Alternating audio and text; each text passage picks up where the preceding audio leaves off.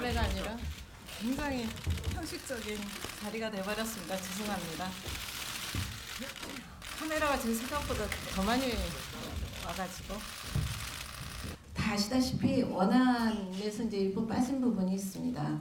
원안이란 건 제가 애초에 입법 예고했던 안입니다. 제가 애초에 입법 예고했던 안이 나중에 정부 제출될 때 조금 바뀌었고, 또 정무위에서 법사위 나오면서 또 바뀌었고, 이렇게 여러 차례 바뀌었습니다. 그래서 제가 원안이라고 하는 것은 제가 국민권익위원회 위원장 시절에 입법 예고했던 안을 기준으로 말씀드립니다.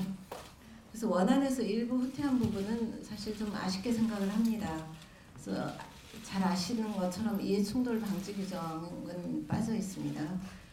당초 원안은 부정 청탁 금지, 금품 등 수수 금지, 이해충돌 방지 이렇게 세 가지 파트로 나눠져 있었습니다. 그 중에 이제 앞에 두 분야만 통과되고 이해충돌 방지 부분은 아직 통과되지 못하고 있습니다. 이 이해충돌 방지 조항에 대해서 굉장히 얘기가 많이 있었지만, 이해충돌 방지 조항은 쉽게 생각하면요, 장관이 자기 자녀를 특채 고용한다거나 공공기관이 자신의 친척이 운영하는 회사에 특혜 공사 발주를 주는 등 그런 사익을 추구하는 걸 금지시킨다는 겁니다. 그리고 이제 또 공무원이 자기의 부모가 신청한 민원 서류를 직접 처리하게 한다든지 이런 걸 막자는 겁니다.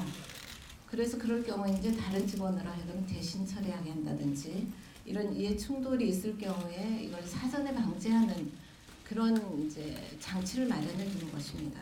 위원장님, 국민권익위원회 폐지해 주세요. 국민권익위원회 폐지해 주세요.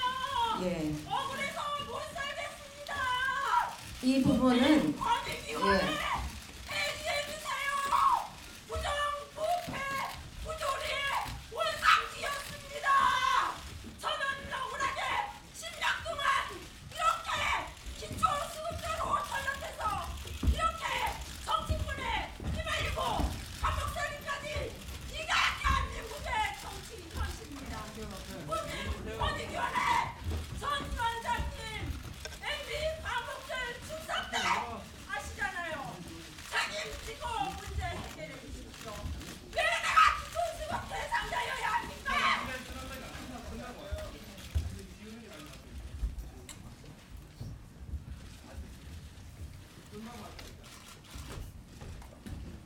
지금 자리에 계신 분이 저분의 사연을 아주 상세히 취재해서 언론에 한번 다뤄주십시오. 예, 그렇죠? 예, 그렇게 해주길 제가 부탁드렸습니다. 네. 그리고 이거는 지금 다 여러분들이 기다리시니까 진행을 하십시다. 예. 그래서 이해충돌에 대해서 사전에 방지하는 장치를 마련하는 것이었는데, 이 부분은 반부패 정책의 매우 중요한 부분이라고 생각을 해서 함께 시행되어야 한다 이렇게 생각을 했는데, 아시다시피 분리되어 일부만 통과를 하였습니다. 또 그 다음에 100만 원 이하 금품 수수할 경우에 직무 관련성을 요구하는 것으로 그렇게 법안이 통과되었습니다. 원안에서는 100만 원을 초과했던 100만 원 이하를 불문하고 직무 관련성을 묻지 않았습니다. 직무 관련성이 없어도 형사처벌이나 과태료 처분을 하도록 했는데, 통과된 법은 100만 원 초과했을 경우에는 직무 관련성을 요구하지 않으면서 100만 원 이하를 수수했을 때는 직무 관련성을 요구하고 있습니다. 그런데 현행 형법상의 뇌물죄에 관해서 우리나라 대법원의 해석은 일단 직무 관련성이 있으면은 바로 대가성을 묻지 않고 뇌물죄를 다 유죄로 인정을 해왔습니다. 그 금액이 아무리 적다 해도 뇌물죄로 인정을 해왔어요. 100만 원 이하일 경우에도. 그러니까 이건 결국 현행 형법상의 뇌물죄로 처벌할 수 있는 행위입니다. 근데 그것을 이 법에서 과태료만 부과하겠다 이렇게 돼버렸거든요. 제가 이 얘기를 사실 수차 여러분들께 했는데 이 부분이 좀 잘 이해가 안 되는 것. 이 부분이 왜 이렇게 되는지 전 잘 모르겠어요. 직무 관련성을 요구해서 이 법으로 처벌한다는 것은 뇌물죄로 처벌할 수 있는 걸 뇌물죄로 처벌하지 않고 과태료를 묻겠다 이렇게밖에 해석이 안 돼서 그 부분 조금 문제가 있습니다. 그 다음에 이제 가족의 범위를 배우자를 축소한 부분도 사실 저는 좀 아쉬운데요. 원안에서는 가족 개념을 이제 민법 779조의 가족 개념을 적용했습니다. 그래서 그걸 보면 배우자라든지 직계 혈족이라든지 형제 자매까지 넣었고요. 그 다음에 직계 혈족의 배우자, 배우자의 직계 혈족, 배우자의 형제 자매는 같이 사는 경우에만 해당이 됩니다. 그러니까 직계 혈족의 이제 같이 사는 그 사위, 며느리, 장인, 장모, 시부모, 처제, 처남, 시누이, 시동생까지는 같이 살 때 해당하고요. 그 배우자나 그 직계 혈족, 그러니까 자기의 그 부모나 자녀들, 형제 자매까지는 같이 살지 않아도 해당하는 그런 이제 것이었는데 이것이 배우자로 축소되었습니다. 사실 전직 대통령의 자녀들이 형님들이 많이 문제돼 왔지 않습니까? 그렇게 되면 이 축소가 좀 문제가 있지 않나. 왜 이렇게 넣었냐? 제가 나중에 불고지에서 잠깐 또 얘기하겠지만 본인이 받은 것과 동일시할 수 있는 경우라고 생각했기 때문에 이렇게 한 거거든요. 근데 배우자만 동일시할 수 있고 직계 같이 사는 장인, 장모, 시부모님 또 같이 살지 않더라도 아들, 딸들 또 뭐 같이 살지 않는 부모님, 형제 자매는 뭐 제외시킨 이제 그런 게 된 거죠. 그래서 그 부분도 전 좀 아쉬운 부분이다. 그 다음에 또 부정청탁의 개념이 굉장히 이제 포괄적인 데서 축소되었습니다. 원안에서는 부정청탁의 개념을 특정 직무를 수행하는 공직자에게 법령을 위반하게 하거나 지위 또는 권한을 남용하게 하는 등 공정한 직무 수행을 저해하는 청탁 또는 알선행위 이렇게 규정했습니다. 그런데 통과된 법에서는 이걸 전부 삭제를 하고요. 15개 유형을 열거하는 방식을 취했습니다. 이거는 이제 금지 행위를 구체하기 위한 것이다 이렇게 하는데 또 뭐 그럼에도 불구하고 이것도 명확성 원칙에 반한다 이런 주장들이 많이 있는 것으로 알고 있습니다. 근데 이 규정의 근본 취지는 우리나라가 사실 매사에 제3자를 통해서 문제를 해결하고자 하는 제3자 청탁 풍조를 근본적으로 개선하고자 하는 데 있었습니다.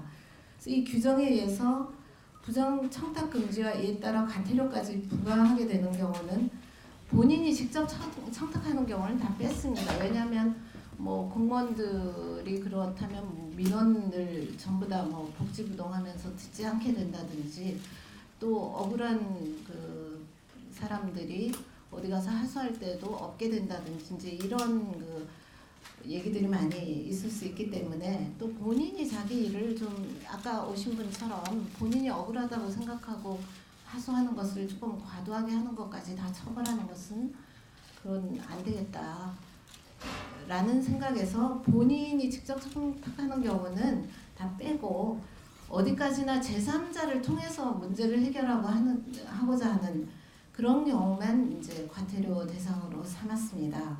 이는 그동안 우리 사회에 만연한 매사에 일만 생기면 무조건 유력자 등 제3자를 찾아가서 청탁하고 이를 통해서 목적을 관철하려는 그런 고질적인 제3자 청탁 풍조를 근절하기 위해서였던 것입니다. 그래서 이로 인해서 우리 사회가 이제 백이 있어야 되는 사회, 뒷심이 있어야 되는 사회, 또 브로커가 설치는 사회, 배달 사고도 많이 일어나지 않습니까? 배달 사고가 일어나는 사회 이런 식으로 이제 타락한 모습을 많이 보여왔던 것입니다. 그리고 선출직 공직자들의 제3자의 고충 민원 전달을 부정청탁의 예외로 이제 규정을 하고 있습니다. 그래서 이것은 이제 원안에 없던 내용이 추가된 것인데요. 제3자의 고충 민원이라 하더라도 내용적으로는 이권 청탁도 있을 수 있고 인사 청탁도 있을 수 있어서 그 부정 청탁의 소지가 있는 청탁도 있을 수 있습니다. 그래서 이거는 자칫하면 국회의원 등 선출직 공무원들을 브로커처럼 활용할 수도 있는 그런 브로커 현상을 용인하는 결과를 초래할 수도 있습니다. 물론 이제 국회의원 분들이나 선출직 공무원들이 적절히 걸려 주시겠지만 이제 그런 그 그 문을 열어놓는 그런 결과가 되기 때문에 이런 걸 방지하기 위해서 이 법을 만든 취지에 비춰보면 좀 이제 본인들이 스스로 알아서 걸러 주신다는 데 맡기는 그런 문제가 됩니다. 그래서 앞으로 해석상 돌파구가 필요한 부분입니다. 우리 사회의 반부패 문제의 혁신을 위해서는 가장 먼저 공직 분야가 솔선수범해야 된다. 이제 이런 생각을 했던 것입니다. 그래서 우선 공직 분야의 변화를 추진한 다음에 그 다음 단계로 민간 분야에 확산시켜야 되겠다. 이렇게 생각을 했던 것입니다.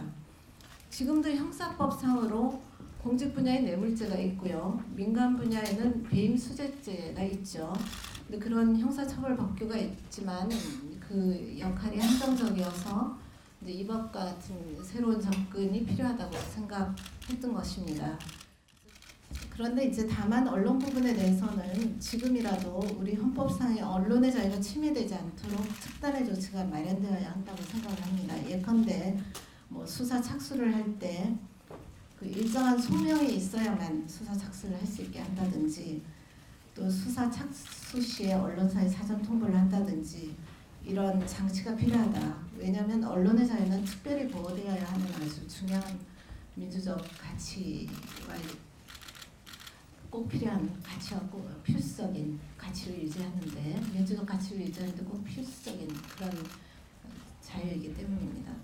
일부 이렇게 꼭 집어서 말씀드릴 생각은 없었지만 검찰 출신 국회의원들께서 이렇게 하면 뭐 모든 언론들이 수사기관에 다 노출이 된다, 뭐 불려다니고 이런 말씀을 하시는데 당신들이 검찰에 계실 때 정말로 그렇게 하셨다면 검찰이 그런 식으로 수사를 개시한다면 아무런 단서도 없이 그렇다면 그 부분을 개혁하시자라고 목소리를 높여야 되지 당신이 몸담았던 검찰이 또는 경찰이 그렇다고 해서 이 법을 만들어서는 안 된다. 검찰공화국이 된다. 경찰공화국이 된다. 이렇게 말씀하신다면 그것은 조금 본말이 전도된 말이 아닐까. 저는 그런 생각을 좀 해봤습니다.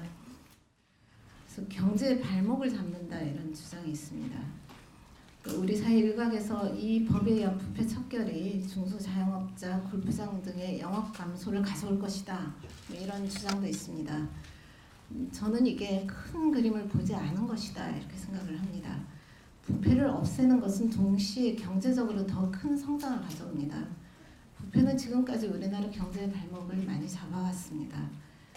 부패는 또 불공정과 불평등을 낳습니다. 그래서 큰 그림에서 반부패는 경제 도약을 가져올 것이다 저는 이렇게 생각을 하고 있습니다.